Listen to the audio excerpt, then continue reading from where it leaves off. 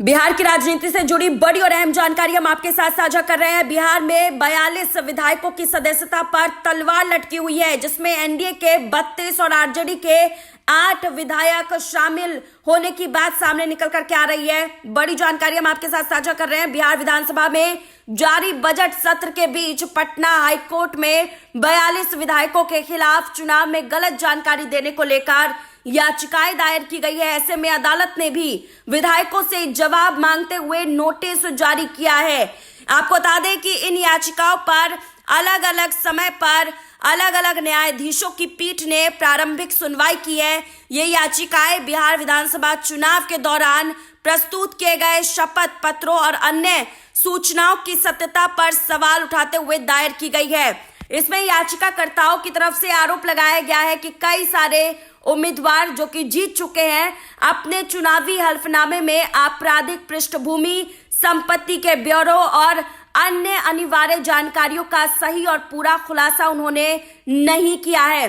Speaker समेत 42 विधायकों के खिलाफ याचिकाएं दायर की गई है, जिसके बाद से बिहार की राजनीति में भूचाल आया हुआ है। बड़ी और अहम जानकारी हम आपके साथ साझा कर रहे हैं। इस पे ये खास बात है कि संबंधित सीटों पर चुनाव हारने वाले प्रत्याशियों ने जीते उम्मीदवारों के निर्वाचन को चुनौती देते हुए चुनाव प्रक्रिया में अनियमितता बरते जाने का भी आरोप लगा दिया है। मामले की अगली सुनवाई अलग अलग तारीखों पर निर्धारित की गई है। देखना बेहद दिलचस्प होगा इस पूरे मामले में क्या तस्वीर सामने निकल करके आती है। लेकिन इस बीच आपको ये जानकारी देते हुए चले कि बीजेपी के सबसे ज्यादा विधायक इस पूरे मामले में फंसते हुए नजर आ रहे हैं, जिन पर तलवार लटकी हुई है। बीजेपी खेमे से 25 विधायक इसमें शामिल है, ऐसी जानकारी अभी तक सामने निकल करके आ रही है। आपको बताते हुए चले इसमें सबसे बड़े नाम के तौर पर माधव आनंद का नाम भी शामिल है।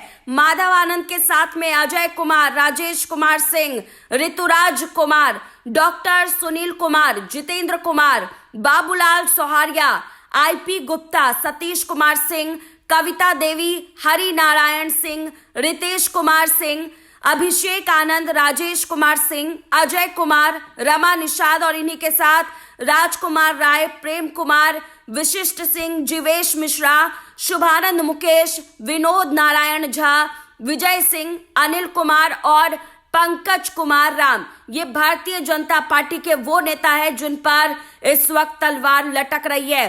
आरजेडी की अगर बात करें तो आरजेडी से 8 विधायक के नाम इसमें निकल करके आए, जिसमें फैजल रहमान, देवयंती यादव, अभिषेक रंजन, मनोज विश्वास, चेतन आनंद, अनीता, एमडी तौसीफ आलम, अमरेंद्र कुमार। और इसके आगे अगर आपको बता दें तो जेडीयू से भी विधायकों के नाम सामने निकल करके आए हैं। जेडीयू में के 7 विधायक बताए जा रहे हैं जो इस पूरे मामले में फंसे हुए हैं। कौशल किशोर, संगीता कुमार, कृष्ण मुरारी शरण, विनय कुमार चौधरी, विजेंद्र यादव, वैद्यनाथ प्रसाद, रत्नेश सदा। इसके अलावा कांग्रेस और सीपीआई के एक विधायक के नाम इसमें निकल के आए हैं। प्रवेज आलम जो कि कांग्रेस से है और संदीप सौरभ जो कि सीपीआई एमएल के हैं। आपको बताते हुए चले कि याचिकाओं में जो 5 प्रमुख आरोप लगाए गए हैं उसमें सबसे पहला आरोप है कि चुनाव प्रक्रिया में अनियमितता, मतदान या मतगणना के दौरान नियमों का सही पालन नहीं किया गया है। दूसरा बड़ा आरोप जो है वो इसमें दिया गया है नामांकन पत्र में गड़बड़ी, नामांकन दाखिल करते समय जरूरी औपचारिकताओं में त्रुटि या नियमों का उल्लंघन किया गया है। तीसरा आरोप लगाया गया है शपथ पत्र में तथ्य छुपाने का आरोप। उम्मीदवारों ने अपने शपथ पत्र में कुछ महत्वपूर्ण जानकारियां छुपाई है। इसके बाद गलत या भ्रामक जानकारी देना, शपथ पत्र में संपत्ति, आपराधिक मामले या अन्य विवरणों को लेकर गलत जानकारी दी गई है। और 5वां आरोप है चुनाव परिणाम को प्रभावित करने का प्रयास। इन कथित गड़बड़ियों के कारण चुनाव परिणाम प्रभावित हुआ है, इसीलिए परिणाम को चुनौती दी गई है। चुनाव परिणाम के बाद से अब ये विवाद तुल पकड़ता हुआ जा रहा है। तमाम पार्टियां जो है वो इस कटघरे में आकर के खड़ी हुई है, सब पर तलवार लटकती हुई नजर आ रही है। फिलहाल कोर्ट का क्या फैसला रहेगा उस पर सबकी निगाहें टिकी हुई है। लेकिन इस पूरे मामले को लेकर के राजनीतिक पार्टियों की तरफ से क्या प्रतिक्रियाएं सामने आ रही है, जरा सुनिए।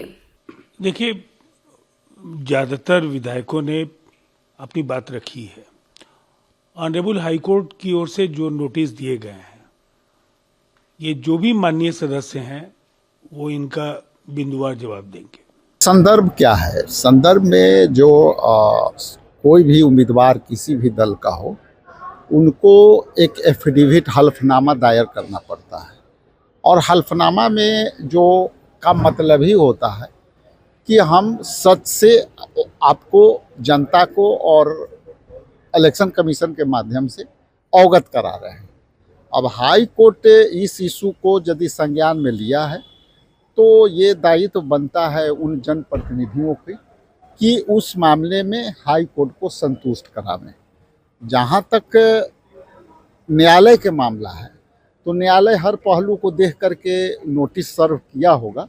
और ये दूसरी दायित्व है कि अपने महिलाओं के लिए जो 10,000 रुपया के लिए जो दिया गया है, उसी को उन्होंने आचार संहिता उल्लंघन को मांग करके उन्होंने केस किया है। हम लोग 10 मार्च को इसका जवाब देंगे। तो 10 मार्च को ये जो पूरा मामला है, कई सारे दूसरे जो विधायक हैं उनके ऊपर भी है, और सिर्फ इसी का नहीं, जैसे जो हलफनामा दिया है या जो शपथ पत्र है उसमें गड़बड़ियाँ और तमाम सारी नहीं, ये बात हमारे लिए नहीं है। हमारे ऊपर वही है 10,000 रुपया जो सरकार ने महिलाओं के उत्थान के लिए दिया है, महिलाओं के विकास के लिए जो दिया है, उसके आत्मनिर्भरता के लिए दिया है, उसके विरोध में ये लोग केस किए हैं कि वो आचार संहिता का उल्लंघन है। जबकि सच्चाई यह है कि यह योजना पहले से चालू था, चुनाव के दरमियान भी 1-2 बार गया है। यह पूर्व से जो योजना चलती है उस पर आचार संहिता नहीं लागू होता है। संभवतः उन लोगों को मालूम नहीं होगा, इसलिए उन्होंने केस कर दिया।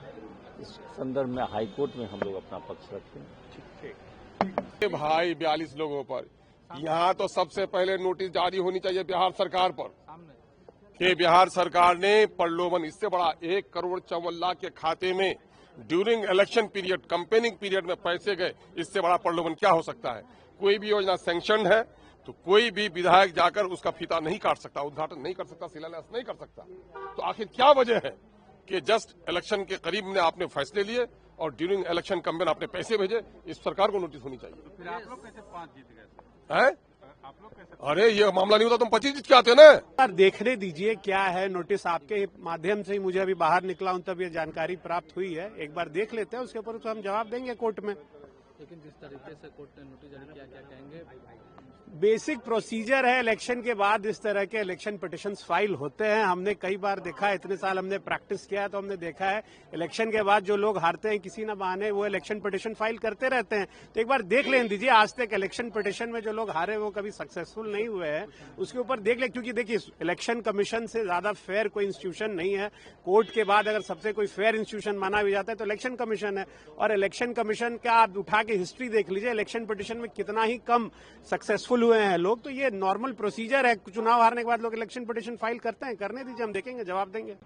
अब जो निराधार चीज को बना के एक द्वेष की भावना से केस किया गया है, वही सेम चीज भाजपा के भी कितने प्रत्याशियों ने वही, अगर गलती है तो वही गलती रिपीट की गई है। और वो गलती नहीं है, उस एफिडेविट में पत्नी का नाम लिखने का कहीं कोई कॉलम नहीं दिया गया है, इसीलिए नहीं लिखा। ऐसा नहीं है कि हमने एक्सेप्ट नहीं किया है कि हमारी शादी हुई है कि नहीं हुई है। शादी हुई है, हमने एक्सेप्ट किया है। एफिडेविट में पत्नी का नाम नहीं लिखने का कॉलम था, तो बहुत सारे सदस्यों ने नहीं लिखा।